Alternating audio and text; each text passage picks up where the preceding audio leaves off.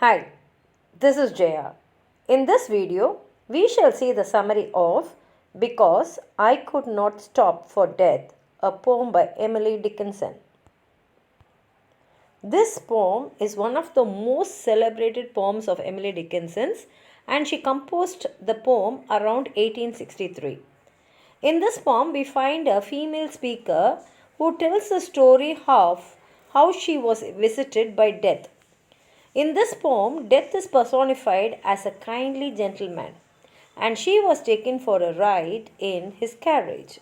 This ride appears to take her past symbols of different stages of her life, and finally it comes to a halt at what is most likely her own grave. The poem can be read both as the anticipation of a heavenly Christian afterlife and as something altogether more bleak and down to earth. Much of the poem's power comes from its refusal to offer easy answers to life's greatest mystery, that is, what happens when people die. Now, the summary goes like this. I couldn't stop for death. So, what happened is, death itself came to me and offered me his carriage, and I climbed in his carriage, which held only the death and us, and of course, the eternal life. That is, I know that my life is going to be only this afterwards. And we drove unhurriedly because death was in no rush.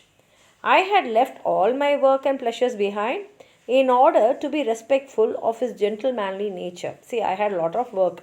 I had a lot of pleasures in this world.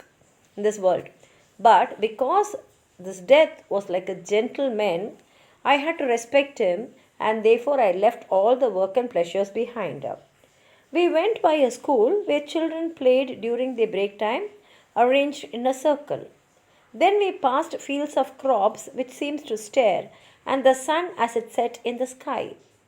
Actually, we didn't pass the sun, it passed us. As it did so, dew formed, shivering and cold.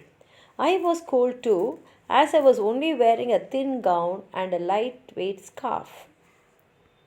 Our next stop was at what looked like a house, except it was partly buried in the ground.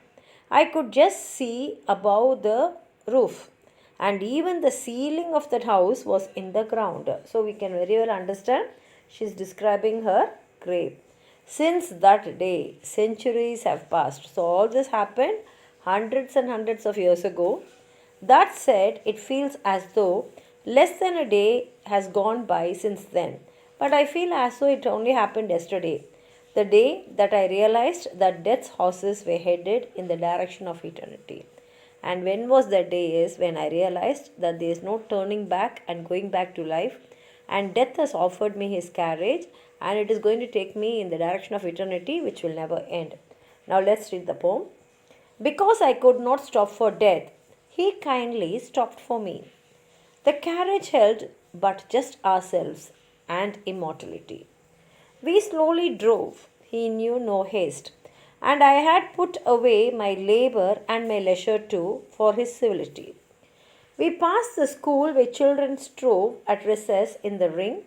We passed the fields of gazing grain. We passed the setting sun, or rather, he passed us.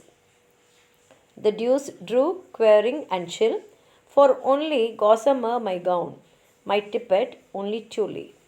We paused before a house that seemed a swelling of the ground. The roof was scarcely visible, the cornice in the ground.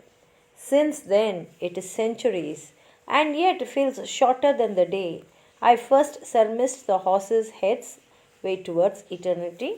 And here ends the poem. If you have anything more to add on to what I've said, please write it in the comment box. Like the video, share it with your friends, and if you have not subscribed my channel, please subscribe and support. Thank you.